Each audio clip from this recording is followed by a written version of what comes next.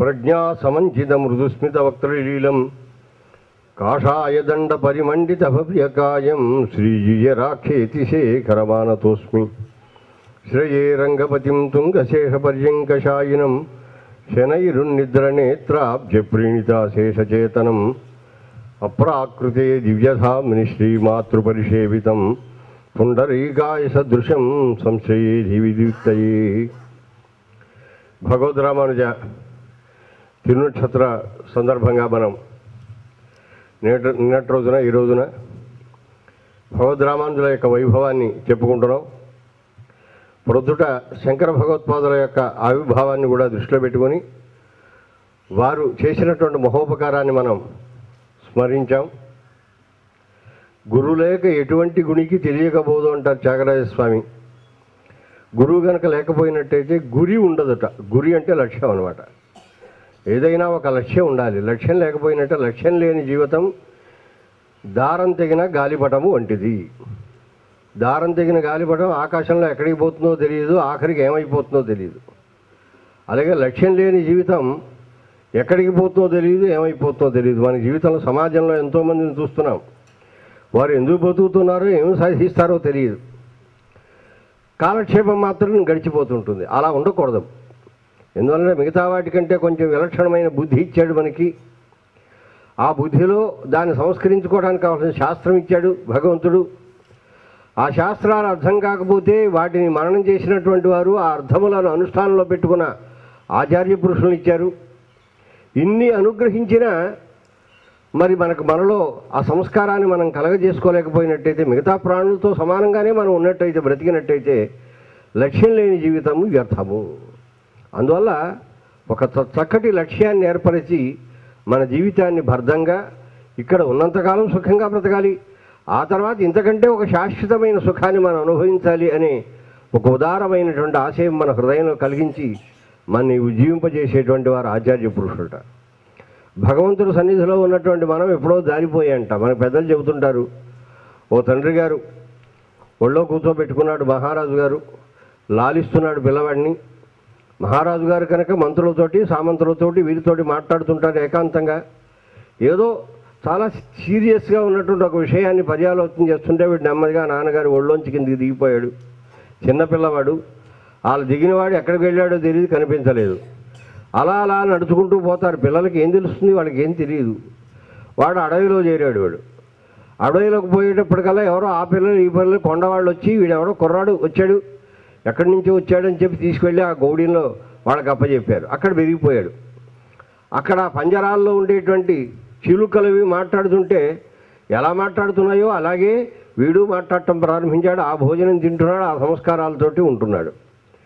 అయినప్పటికీ సాముద్రిక శాస్త్రం ప్రకారంగా శరీరంలో కొన్ని లక్షణాలు ఉంటాయి. ఆ లక్షణాలను బట్టి వాడి పుట్టుకను గుర్తింపవచ్చును. ఒకప్పుడు రాజుగారు వేటకు వచ్చాడు. చాలా కాలం అయ్యో పిల్లవాడు ఇలా తప్పిపోయాడని చాలా దుఃఖపడుతున్నాడు. సరే వాడు ఇలా దూరంగా అడవిలో పెరుగుతున్నాడు. ఒకప్పుడు అడవికి వచ్చాడు. ఆ మంత్రులలో ఎవడో ఒక మంత్రుడు ఈ కుర్రాడిని చూచాడు. చూచేటప్పటికల్లా వీడి ముఖంలో మంచి వచ్చస్సు కనిపిస్తోంది. ఆయనకి మంత్రి గారికి మంచి సాముద్రిక శాస్త్రం కూడా తెలుసు.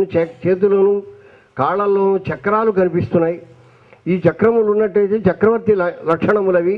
అందువల్ల తప్పనిసరిగా వీడు ఏకచక్రి ఏదో మహాభోగి ఏదో అని చెప్పి ఇలా చెబుతుంటారు వాళ్ళు. ఒక చక్రం ఉంటే ఒక లక్షణము, రెండు చక్రములు ఉంటే ఒకటి అని చెప్పి వాడి ఆ సాముద్రిక చిహ్నములను బట్టి వ్యక్తి యొక్క ఆ జన్మను గుర్తిస్తారు. వాడు గుర్తించి వీడు తప్పనిసరిగా బహుశా మనకు తప్పిపోయినటువంటి కురవాడు అయి ఉంటాడు, రాజుగారు రాజపుత్రుడు అయి ఉంటాడు అని రాజుగారి దగ్గరికి వెళ్ళి మనవి చేశాడు. చేస్తే తప్పనిసరిగా వెతికించిన ఆ కురవాడిని తీసుకురండి అన్నారు. వాడితో పాటు పెంచినటువంటి తల్లిదండ్రులు వాడిని తీసుకొచ్చి అడిగారు, ఏమయ్యా ఏమిటంటే ఏమిటో మాకు తెలియదండి, మా గూడెంలో ఎక్కడి నుంచో వచ్చాడు కుర్రవాడు, వాడిని మేము పెంచాం, పెద్దవాడిని చేశాం, అంతే తప్ప మాకు ఈ పిల్లవాడు మాకు పుట్టినవాడు కాదు అని చెప్పారు. అప్పుడు రాజపుత్రుడిని నిర్ధారణ చేసి నెమ్మదిగా వాడికి రాజ్యాభిషేకం చేశారట. అంటే అలా ఉంటుంది మన బ్రతుకు. అంటే స్వామి యొక్క సన్నిధిలోంచి వక్షస్థలం మీద నిత్య వక్షస్థలస్థ అంటుంటారు ఎప్పుడు కూడాను. మణి వరైవ శౌరేహి నిత్య హృద్యోభిజీవ కలుషమతి అమిందన్ కింకరత్వాధిరాజ్యం. ఈ తాను భగవంతుని యొక్క హృదయమందు లక్ష్మితో సమానంగా ఉంటూ భగవత్ కైంకర్యం అనే మహా సామ్రాజ్యానికి చక్రవర్తి అని తెలియక పాపం ఎక్కడో ఈ సంసారం అనే అడవిలో పడి సంస్కారరహితమైన జన్మలెత్తుతూ ఇక్కడ బ్రతుకుతుంటే గురు పరిషద్ ఉపజ్ఞం ప్రాప్య గోపాయతి స్వాం. ఎప్పుడో యాదృచ్ఛికంగా భగవంతుని యొక్క కటాక్షం పడుతుంది. అంటే రాజుగారు మంత్రిని అడవిలో పంపించినప్పుడు ఆ మంత్రి గారి దృష్టిలో పిల్లవాడు పడ్డట్టుగా ఎప్పుడో మహానుభావుడు వచ్చి మనని అనుగ్రహిస్తారు. ఎవరు అనుగ్రహిస్తారో మనకు తెలియదు. జీవితంలో తటస్థపడతారు. ఒకప్పుడు మన తల్లిదండ్రులై వాళ్ళు సంస్కారవంతులై మనకు ఆచార్యులై మనకు సంస్కారాన్ని కలగజేయవచ్చును. అందరికీ ఎక్కడి నుంచో పైనుంచి ఆచార్యులు దిగుమతి కావాల్సిన అవసరం ఏం లేదు. కొందరికి తల్లిదండ్రులే చక్కగా చదువుకున్నటువంటి వాళ్ళు, మంచి విజ్ఞానం గల వాళ్ళు బిడ్డల్ని సరైన మార్గంలో పెట్టుకునే వాళ్ళు ఉంటారు. లేదా సన్నిహితంగా ఉండేటువంటి బంధువులు, మేనమామలు మొదలైనటువంటి వాళ్ళు, సోదరులు అంటే వాళ్ళు కావచ్చును. లేదా ఆచార్యులైనటువంటి వారు, పెద్దలు, శాస్త్రం చదువుకున్నటువంటి వారు, అనుష్ఠానపరులైన వారు లభించవచ్చును. అలా లభించి ఉజ్జీవించే అవకాశం వచ్చినప్పుడు అది మంచి అవకాశం. ఆ అవకాశం వచ్చినప్పుడు చేదార్చుకున్నవాడు జీవితాన్ని వ్యర్థం చేసుకుంటాడు. ఒక ఆచార్య పురుషుడు మనకు దొరికితే ఆ దొరికినటువంటి వాడు సరైనటువంటి ఆచార్య పురుషుడే మనం చక్కగా ఒక మంత్రం ఇచ్చో, మరొక విధంగానో, మరొక రకంగానో మన యొక్క చిత్త సంస్కారములను దిద్దుబాటు చేసి మనకు మార్గాన్ని చూపించి ముందుకు నడిపేవాడు లభించినప్పుడు ఆయన్ని పట్టుకోకపోతే అంతకంటే దురదృష్టం మరొకటి లేదుట. అందుకే అంటారు, చంద్రుడు 16 కళ్ళతోటి పున్నమనాడు చక్కగా వికసించి ఉంటాడు ఆయన ఆకాశంలో. కిరతిప్పకరం గవాం ప్రకామం సుమనస్వచ్ఛతనం నిధౌ కళారాం. 16 కళలకు షోడశ కళానిధి అయినటువంటి చంద్రుడు ఆకాశంలో తన యొక్క చల్లని వెన్నెలను నలువైపులా కురిపిస్తుంటే కతిచిత్ కలయంతి యత్ ప్రబోధం కతి చిన్న. రాయి రప్పల మీద ఆ వెన్నెల పడితే ఏమీ ప్రయోజనం లేదు. అడవిగాచిన వెన్నెల అంటుంటాం, వ్యర్థము. కానీ ఆ వెన్నెలే కలువల మీద పడితే అవి కలువలు వికసిస్తాయి, మంచి పరిమళంతో లోకానికి ఆనందం కలగజేస్తాయి. మిగతా రాళ్ల మీద పడ్డప్పుడు ఆ చలువ ఆ వెన్నెలకు విలువ లేకపోయినా చలువ రాళ్ల మీద పడ్డప్పుడు చలువ రాళ్ళు చెమరుస్తాయి, ఆర్ద్రంగా తడిగా అవి అవుతాయిట. అంటే అర్థం ఏంటి? చంద్రకిరణములు అన్నింటి మీద సమానంగా పడ్డా కొన్నింటికి మాత్రమే దానికి అనుకూలంగా స్పందించేటువంటి లక్షణం ఉంటుంది, కొన్నింటికి ఉండదు. కలువల మీద పడితే వెన్నెల వల్ల కలువలు వికసిస్తాయి, అవే పద్మాల మీద పడితే పద్మాలు ముగిలించుకుపోతాయి. అంటే ఒకదాని స్వభావము అనుకూలముగా స్పందించడం, మరొకటి ప్రతికూలంగా ఉండటం. ఈ సమాజంలో ఆచార్య పురుషులు ఎంతమంది ఉన్నా అందరూ ఆచార్యుల దగ్గరికి వస్తారా? అందరికీ సమాశ్రయం అవ్వాలని అనిపిస్తుందా? అందరికీ ఇదిగో ఇటువంటివి ఏవో రామానుజ జయంతులు లాంటివి చేస్తారండి, అక్కడికి వెళ్ళి కూర్చోవాలి, 4 మాటలు వినాలి, భగవద్ రామానుజ వైభవాన్ని తెలుసుకోవాలనే భావన కలుగుతుందా? కలగదు. ఎవరికో అది బహూనాం జన్మనామం తింటాడు. అనేక జన్మల తరువాత ఈ రకమైన సంస్కార లేశం కలుగుతుంది. అలా కలిగినప్పుడు అది రత్నం అని గుర్తించడం చాలా కష్టం. రాయికి రత్నానికి తేడా తెలియదు. అది రత్నం అని గుర్తింపబడిన తర్వాత అది సంస్కరింపబడటానికి చాలా టైం తీసుకుంటుంది. అది సంస్కరింపబడి వన్నెలు దిద్దినప్పుడు దాని యొక్క విలువ లోకంలో అద్భుతంగా ఉంటుందన్నమాట. మనం కూడా అటువంటిది. మనం మరుగునబడిన రత్నాలు లాంటివి, చంద్రకిరణములకు దూరమైన కలువలు లాంటి వారం. చంద్రకిరణాలు మన చంద్రకాంతులు మన మీద పడితే కలువ వికసించినట్టుగా మన హృదయం వికసిస్తుంది. సూర్యకాంతి మీద పడితే పద్మం వికసించినట్టుగా మంచి రత్నపరీక్షకుడైన వాడి చేతిలో పడితే మనం రాయిలాగా ఉండి ప్రకాశరహితంగా ఉన్న మనం రత్నలా ప్రకాశించి విలువ పొందినట్టుగా ఆచార్యుని చేతిలో మనం పడినట్టయితే చక్కగా మనం దిద్దబడగలుగుతాం. కానీ వివేకవంతుడైన వారు ఆచార్యుడి దగ్గరికి చేరిన తర్వాత ఎలా మనం దిద్దుబాటు పొందాలి అనేది కూడా ఆలోచించుకోవాల్సిన అవసరం. రత్నానికి తెలియదు, అది వాడి చేతిలో పడిన తర్వాత ఎలా దిద్దాలనేది వాడే చూసుకుంటాడు, వన్నెలు చిన్నలు పెడతాడు, క్యారెట్స్ దిద్దుతాడు. కానీ మనం రాయి కాదు కదా, మనకు ఒక మనస్సు ఉంది, మనకు ఆలోచన ఉంది, మనకు సహజ సిద్ధమైన సంస్కారం ఉంది. కనుక ఆచార్య దగ్గరికి వచ్చిన తర్వాత మనం కూడా కొంచెం ప్రయత్నం చేస్తూ ఎలా మనం ప్రవర్తిస్తే, ఏ రకమైన ఆలోచనతోటి స్వామి సన్నిధిలో మనం ఉన్నట్టయితే వారి వల్ల మనం పొందవలసిన ప్రయోజనాన్ని పొందగలుగుతాము. స్వామివారి దగ్గరికి ఎవరో వచ్చి చేరారనుకోవడం, ఒకరో ఇద్దరో చేరారనుకోండి, ఆ చేరిన వారు వారి యోగ్యతలను వీరు పరిశీలించడమే కాకుండా తమ కూడా చూసుకోవాలి. మనకు ఏదో అదృష్టం ఉంది కానీ స్వామివారి చేతిలో పడ్డాము, మనము ఎలా వారిని అనుసరించి ఉంటే మనము దిద్దబడతాము. మనము దిద్దబడి మనకే ఒక వికాసము, వారికి కూడా వికాసం కలిగేటట్టుగా మన లోకంలో వన్నెలు దిద్దుకుంటాము అనేటువంటి ఆలోచన ఆ వాళ్ళు కూడా చేయాలి. అలా చేసినప్పుడే అందులో ఉండేటువంటి విలువ పెరుగుతుంది. మనమంతా స్వామి యొక్క సన్నిధిలో మనం ఉన్నాం. భగవద్ రామానుజుల యొక్క ఛాయ, రామానుజ పదఛాయ అన్నట్టుగా రామానుజుల యొక్క పదఛాయలో మనమంతా ఉన్నాము. ఆ ఉన్నవారు ఎవరో ఒక మహానుభావులు ఎవరు ఉన్నప్పటికీ మనం కూడా ఆ పాదఛాయలోనే మనమంతా చేరి ఉన్నాం. అటువంటి భగవద్ రామానుజుల యొక్క వైభవాన్ని తిరువరంగత్ అముదనార్ అనేటువంటి మహానుభావులు చాలా చక్కగా 108 పాశురాల్లో ఇరామానుష నూత్తందాజిని ప్రపన్న దాన్ని ప్రపన్న అది ఏమంటారు దాన్ని మన గాయత్రి అంటారు, ప్రపన్న గాయత్రి అంటారు. అటువంటి అద్భుతమైనటువంటిది, చాలా అందమైనటువంటిది, వారి హృదయంలోంచి ఆవిర్భవించింది. దాని బురదుట ఒక పాశురంలో ఉండేటువంటి భావాన్ని మనకు చెప్పారు. అలాగే ఈ పూట మరి రేపు ఎంతవరకు సావకాశత ఉంటుందని మనం చెప్పలేము. రేపు ఉదయం మరి స్వామివారు అక్కడి నుంచి వేయించేసిన తర్వాత ఇక్కడ ఉండేటువంటి ఉదయవర్లు రామానుజుల వారిని మనకు స్వామి సన్నిధిలో ఉండేటువంటి వారిని అక్కడ వేయించేపు చేసుకుని మనమంతా అభిషేకం చేసుకుంటాం, అర్చనం చేసుకుంటాం. అయిన తర్వాత వారికి మనం సత్కారాన్ని ఆచార్య సమ్మానం చేసుకుంటాం. ఆ సమయంలో ఉపచారంగా వారు మాట్లాడే 2 మాటలు వారు మాట్లాడినా మరి ఇది మాట్లాడటానికి అవకాశం ఉంటుందో లేదో. ఇప్పుడు ఇవాళ కొంచెం సావకాశంగా వారు 1 గంటకు తక్కువ కాకుండా మనకు అందులో ఉండేటువంటి విషయములను మనం చేయవలసిందిగా ప్రార్థన చేస్తున్నాం.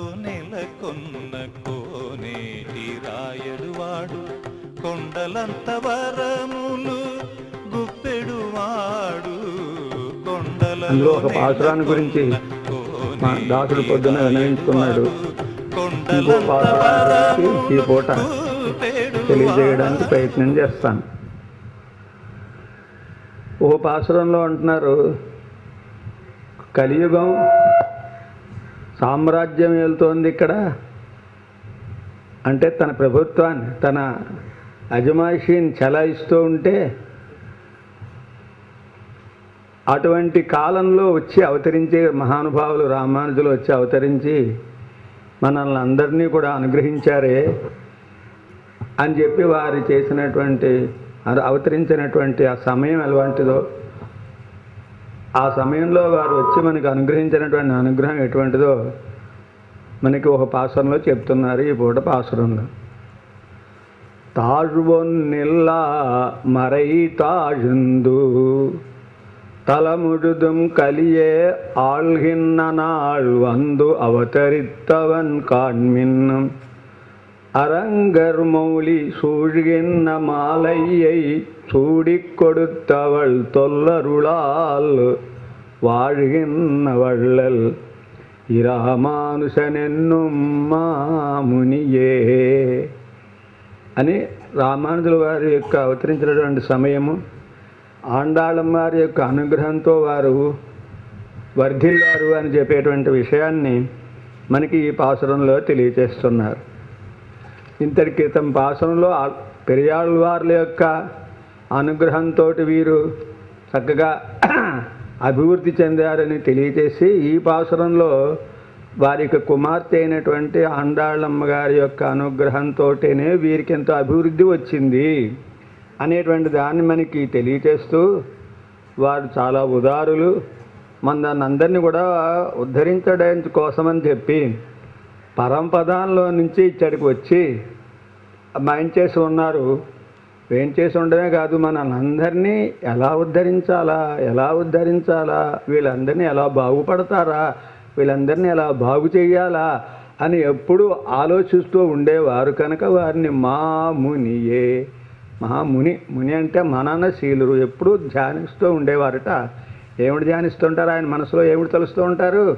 అయ్యో సంసారంలో పడి ఇలా కొట్టుకుంటున్నారే వీళ్ళందరూ కూడాను, వీళ్ళ సంసార బంధనాలన్నింటినీ కూడా తెలుసుకుని ఎప్పుడు ఈ కష్టాల నుంచి విముక్తి పొంది ఎప్పుడు భగవంతుని సన్నిధికి ఎలా చేరతారు, వీరిని ఎలా చేర్చాలి అనేటువంటి భావనతోటి ఎప్పుడు ఆలోచిస్తూ ఉండేవారుట అటువంటి మహానుభావులు. ఆయన పరంపదం నుంచి ఇక్కడికి వచ్చి అవతరించినటువంటి మహానుభావులు అని ఆదౌ జగదాధారశేష తదను సుమిత్రానందన వేష తదుపరి ధృతహల ముసల విశేష తదనంతరమభవద్ గురురేష భజేతి రాజం భవభీరో అని మనకి భజేతి రాజస్తోత్రం చెప్పినట్లుగా ఆదిశేషుడే మొట్టమొదటి అవతారం వారిది. పరంపదంలో ఉండేటువంటి ఆదిశేషుడే ఆదౌ జగదాధారశేష తదను సుమిత్రానందనుడు ఆయన తర్వాత లక్ష్మణుడుగా వచ్చి అవుతుంది. ఆ ఆదిశేషుడే రామావతారంలో లక్ష్మణుడుగా వచ్చాడు, కృష్ణావతారంలో బలరాముడుగా వచ్చి అవతరించాడు. ఆయనే ఈ కాలంలో మనకి భగవద్ రామానుజుడుగా వచ్చి అవతరించారు ఆయన అన్నమాట. ఆయన వచ్చి అందరినీ కూడా వెಣ್ಣಿన్ తలై నిన్నుమ్ము మణ్ణిన్ తలత్తుదిత్తు అని ఒక పాసురంలో వీరే అముదనారులే చెప్తారు. ఆ పరంపదాన్ని నుంచి వచ్చి ఈ భూలోకంలోకి వచ్చి ఇక్కడ ఉండే వాళ్ళ విషయంలో అందరి విషయంలోనూ కూడా వారు చేసినటువంటి ఉపకారాలను స్మరిస్తున్నారు భగవంతుని గురించి. ఆ చెప్పేటప్పుడు ఎలాంటి వారు వచ్చారో అక్కడి నుంచి వచ్చారు. ఆండాళమ్మ గారి యొక్క అనుగ్రహాన్ని పొందారు. ఆండాళమ్మవారు ఎలాంటివంటి వారు? తాను ధరించి ముడుచుకున్నటువంటి పూల మాలికలని తాను తీసి మళ్ళీ భగవంతుడికి అమర్పించినట్టు చూడి కొడుతా వాళ్ళు తొల్లరుళాళ్ళు అనమాట. భగవంతుడికి తాను ముందు తాను ధరించేసేది, ధరించి పెరుమాళికి తర్వాత సమర్పించినటువంటి ఆమె. అటువంటి ఆమె ఆవిడ ఎవరికి సమర్పించింది? మనకి అందరం చదువుకున్నాం కనుక మనం అందరం ఏం చెబుతాం? ఆవిడ శ్రీవిల్లిపుత్తూరులో ఉండేదని, శ్రీవిల్లిపుత్తూరు ఉండేటువంటి వటపత్ర సాయికి తాను ధరించినటువంటి పుష్ప మాలికలను సమర్పించేది అని మనం అనుకుంటూ ఉంటాం. కానీ ఇక్కడ ఈయనంటున్నారు అరంగర్ మౌలి సూడిగిన్న మాలయ్యై. అరంగర్ అంటే రంగనాథుడికి తాను ధరించి విడిచినటువంటి పూలమాలన్నీ సమర్పించింది అంటున్నారు. అరంగరికి కాదు కదా, వటపతి సాయికి కదా అని మీరు అనుకోవాలంటున్నారేమో. అనుకోవాల్సిన అవసరం లేదు. ఆ రంగనాథుడే ఇక్కడ వటపతి సాయిగా వేయించేసి ఉన్నాడు అనేటువంటి భావనతోటి ఎక్కడున్నా పెరుమాళ్ళు ఒకడే పెరుమాళ్ళు. అక్కడ ఆ రూపంతో వేయించేసి ఉంటాడు, ఇక్కడ ఈ రూపంతో వేయించేసి ఉన్నాడు అనేటువంటిది మన భావన అన్నమాట. అలాగా శ్రీవిల్లిపుత్తూరులో వటపంచేసిగా ఉన్నటువంటి ఆయనే ఈనాడు శ్రీరంగంలో ఉన్నాడు కనుక, మన అముదనార్లు శ్రీరంగంలో ఉన్నారు కనుక వారికి రంగనాథుడి ఉండేటువంటి ప్రీతి. అంతేకాదు రంగనాథుడిలోనే కదా చివరికి ఆండాళమ్మ గారు వచ్చి ఐక్యమైపోయింది కూడా అక్కడే కదా, పెరుమాళలో చేరిపోయింది. శ్రీరంగం వచ్చి ఆ శ్రీరంగంలో ఉండేటువంటి పెరుమాళలో ఐక్యమైపోయింది కదా. అంచేత అటు రంగనాథుడన్నా ఇటు వటపతి సాయి అన్నా తేడా లేదు అని ఆ రంగనాథుడికి సమర్పించింది ఆవిడ. ఏమి సమర్పించింది? తాను ముందుకు సూడిగిన్న మాలయ్యాయి అంటే ఆయనకి సమర్పించడానికి తగినటువంటి మాల అవునా కాదా అని తాను వేసుకుని తర్వాత భగవంతుడికే ఇచ్చింది. ఇది భగవంతుడి శిరస్సుకు అలంకరించదగిన మాలట. ఆవిడ ధరించిన తర్వాతనే భగవంతుడికి ధరించడానికి తగిన మాలగా అవుతుందిట.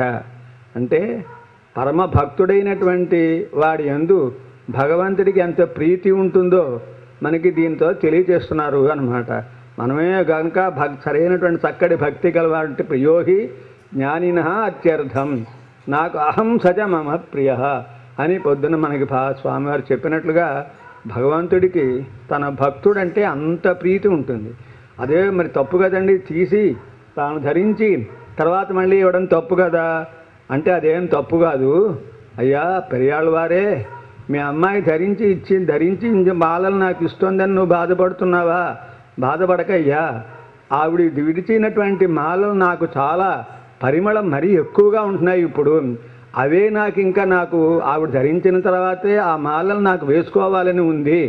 అంచేత రేపటి నుంచి నువ్వే స్వయంగా ఆవిడకి ఇచ్చామ్మా, ఓసారి నువ్వు వేసుకో, తర్వాత బ్రహ్మాండ సమర్పిస్తాను అని వేసి పట్టరా అని చెప్పి భగవంతుడే సాక్షాత్తుగా ఆ పెరియాళ్ళ వారికి చెప్పినట్లుగా ఉంది కనుక అటువంటి తాను ధరించి ఇచ్చిన మాలల్ని తన శిరోజాల్లో ఎప్పుడు అలంకరించుకుంటూ ఉండేది ఎటువంటిది.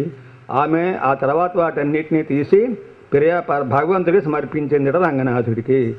ఈ విధంగా ఆవిడికి సూడి కొడుతా వాళ్ళు తాను ధరించి పరమాత్మకి ఇచ్చినటువంటి మాలల్ని కలిగినటువంటిదిట. అటువంటి ఆవిడ యొక్క అనుగ్రహంతో వర్ధిల్లారట మన రామానుజుల వారికి తిరుప్పావైజీయర్ అని ఒక పేరు ఉంది కదా, ప్రసిద్ధమైన పేరు. అనార్లో ఎవరైనా సామాద్వారాలు పెడుతుంటే చూసుకో, తిరుప్పావైజీయర్ పెడుతున్నారు, తిరుప్పావైజీయర్ అని అందులో అంత ప్రసిద్ధిగా ఉండేదిట వారి.